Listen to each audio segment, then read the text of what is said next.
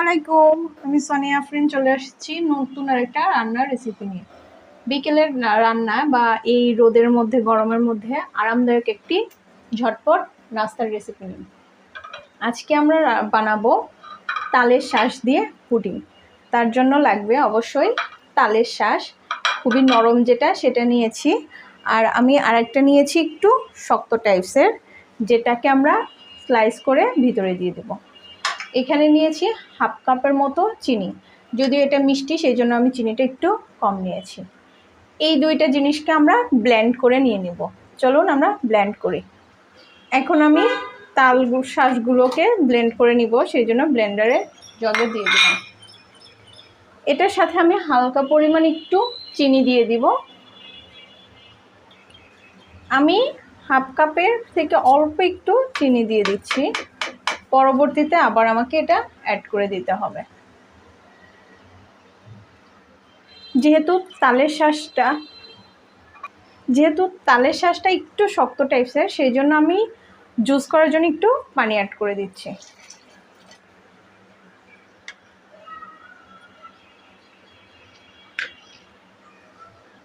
হয়ে গেছে আমার জুসটা, তালের শাঁসের জুস। এবার এটাকে আমি কড়াইতে নিয়ে যাব। এখন আমি চুলাতে প্যান দিয়ে দিয়েছি। অবশ্যই চুলার আঁচটা বা চুলা জ্বলানো যাবে না। প্যানের মধ্যে আমি যে পেস্ট বা পিউরিটা করেছি তালের, সেটাকে আমি দিয়ে দিব। এখানে যেহেতু অনেক বেশি ঘন হয়েছে, সেই জন্য আমি অল্প একটু পানি রেখে দিয়েছিলাম, সেই পানিটা আবার অ্যাড করে দিব। এখানে 1 কাপের অর্ধেক পানি আমি দিয়েছিলাম জুস বানানোর সময়, এখন বাকি অর্ধেকটা এখানে অ্যাড করে দিব।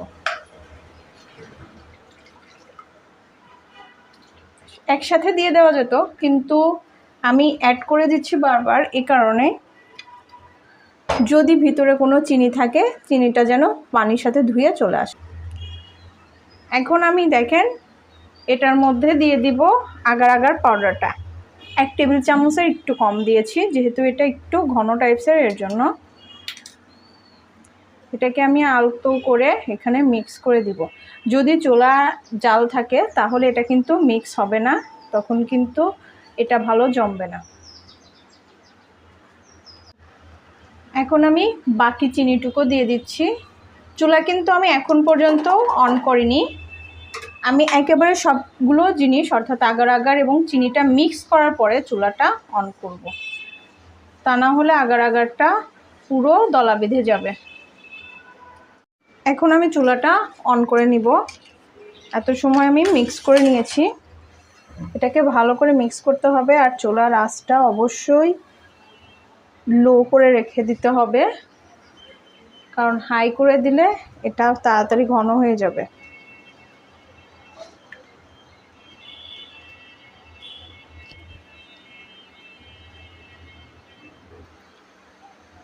দেখেন এখানে বলক চলে এসেছে। এটা মোটামুটি চারপাশে এবং মাঝখানে বলক আসার পরে আমি আরও 2 মিনিট গরম করে তারপরে ঢেলে নেব। বেশি জাল করলে এটা ঘন হয়ে আসবে, তখন নামাতে গিয়ে এটা শক্ত হয়ে যাবে, আর সেটা হবে না।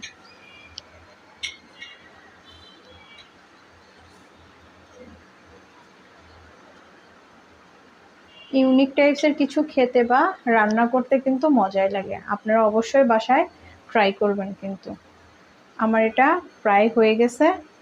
এখন আমি চুলাটা অফ করে দিব এবং এভাবে একটু চুলার উপর রেখে দেব গরমে।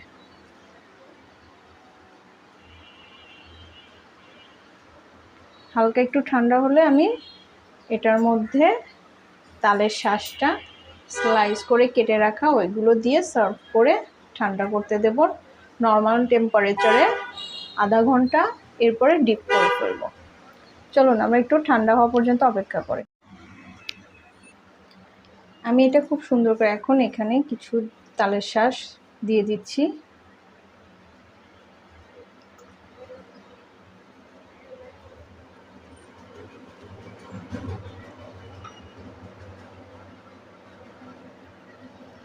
এখন আমি তালের যে পিউরিটা করা হয়েছে আগার আগার দিয়ে সেটাকে ঢেলে দিব আস্তে আস্তে।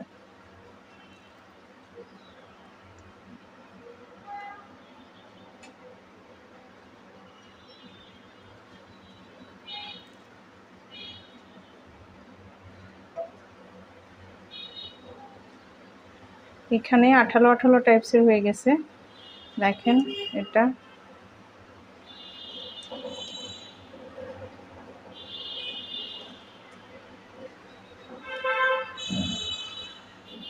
জেলি জেলি টাইপসের হয়ে গেছে, কিন্তু আগার আগারটা একটু বেশি আর দিলেই এরকম হয়ে যাবে।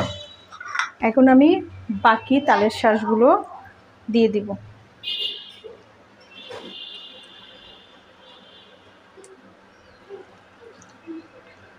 আমি ব্রাউন সুগার অ্যাড করেছি, তো এর জন্য কালারটা একটু ব্রাউনি ব্রাউনি আসছে।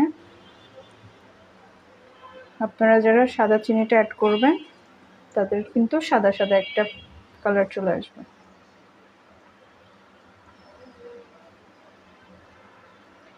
এখন এটাকে আমি রুম টেম্পারেচারে প্রায় আধা ঘন্টা ঠান্ডা করব, তারপরে ডিপ ফ্রিজে বা নর্মাল ফ্রিজে রেখে দেব।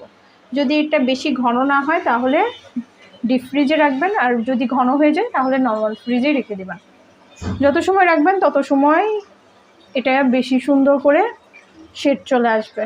তো চলেন আমরা অপেক্ষা করি।